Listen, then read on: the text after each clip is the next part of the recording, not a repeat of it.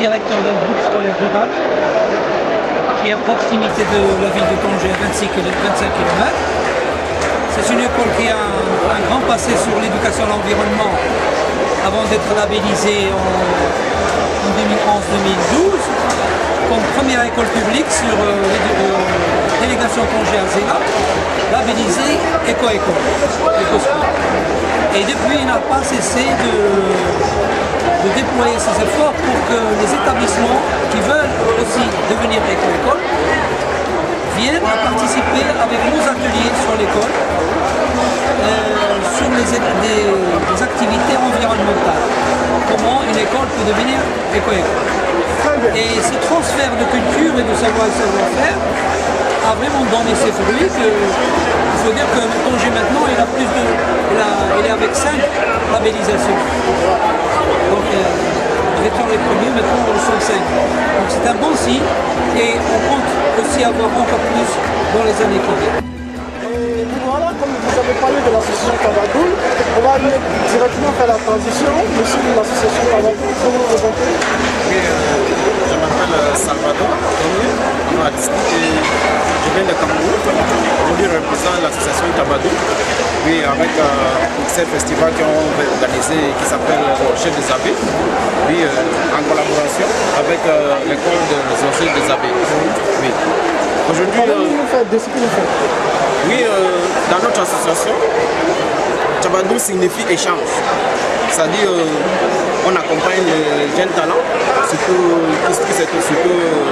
les immigrés qui se trouvent au Maroc, et avec les jeunes marocains, oui, qui aiment tout ce qui est là.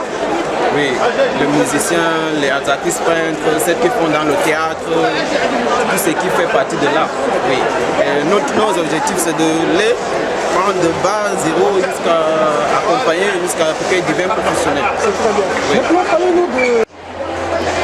Elle a fait ma connaissance, elle a connu le village, elle a vu les spécificités de la région, elle sait exactement là où il faut évoluer avec les activités qui constituent l'objectif dans ces actions culturelles. Donc on a ensemble réfléchi sur la création d'un festival à la région, puisqu'il n'y avait pas.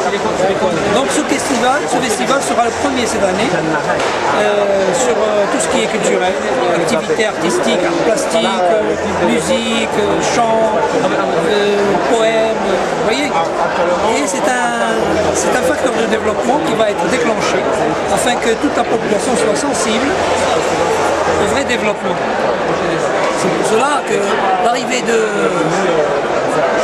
ce jeune a coïncidé avec l'objectif de Madame Sylvia Corelli pour essayer de l'impliquer avec les jeunes. Il est en train de donner des cours des arts plastiques aux enfants. Bientôt ce sera la musique et on verra comment ça va se développer. Parmi ces innovations, la gestion territoriale et de proximité qui intègre la démarche participative et se concrétise à travers les agences de bassin.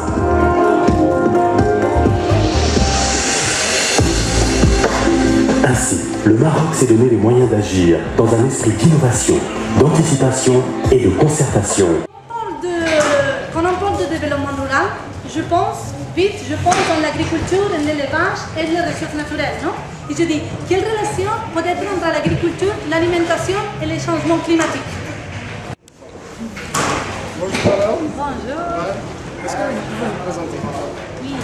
Oui, je m'appelle Luna Caballero, je viens de l'Espagne, je suis espagnole et je suis membre d'une association qui s'appelle CERAI, Centre des études rurales et d'agriculture internationale. On travaille pour le développement rural, durable, on travaille dans le cadre de l'agroécologie et de la souveraineté alimentaire. D'accord. Et aujourd'hui, vous êtes à cette COP, à cette MedCOP 22 qui s'est déroulée à Tanger. Et vous avez présenté un sujet sur l'agroécologie et l'agriculture industrielle. Vous avez essayé de faire de la comparaison et de tirer des conclusions afin de sensibiliser les uns et les autres sur les modes de consommation et d'agriculture à adopter. Et qu'est-ce que vous pouvez nous dire brièvement sur ça? Sur ça. Bon, dans ce moment, nous sommes dans un moment qu'il y a deux modèles qui marchent un peu en parallèle. Il y a un modèle qui... C'est ça. Il y a le modèle de l'agriculture industrielle qui a commencé dans les années 50 et après ça a entendu pour tout le monde. Depuis la Révolution verte, c'est un modèle qui demande des grandes productions, qui demande beaucoup des empreintes, beaucoup et c'est pétrodépendant et on demande la grande production et de la distribution très loin. Et comme ça, les produits, ils récoltent beaucoup de kilomètres. Et à côté, il y a petit, pas petit mais fort, l'agriculture traditionnelle ou l'agriculture écologique, que c'est l'agriculture de paysans, l'agriculture de famille, l'agriculture de respect à la terre, de respect à les ressources naturelles, l'agriculture résiliente, l'agriculture qui vit avec la nature, pas contre la nature. Merci. Et vous avez dit que ce sont des expériences qu'il faut répliquer. Et voilà, aujourd'hui on parle de... La question c'est la propre vendeuse, c'est le climat, c'est la question écologique qui préoccupe tout le monde. Quel est pour vous votre message fort par rapport à toutes ces expériences que vous avez? Quelle est votre vision? Quelles sont vos attentes? Quel sera votre mot? Quel sera le message à transmettre? Le message à transmettre, c'est que nous n'avons pas le temps pour attendre. La Terre, nous n'avons pas plus de temps. Les prévisions sont très fortes. Nous sommes dans un monde très difficile. Et la question, c'est que chacun de nous, il faut se consciencier, il faut parler à les gens pour faire un vrai changement. Parce que les changements, je pense que c'est le don de chacun. Chacun des gens, il a son changement. Il faut être aussi le miroir pour lui. Merci.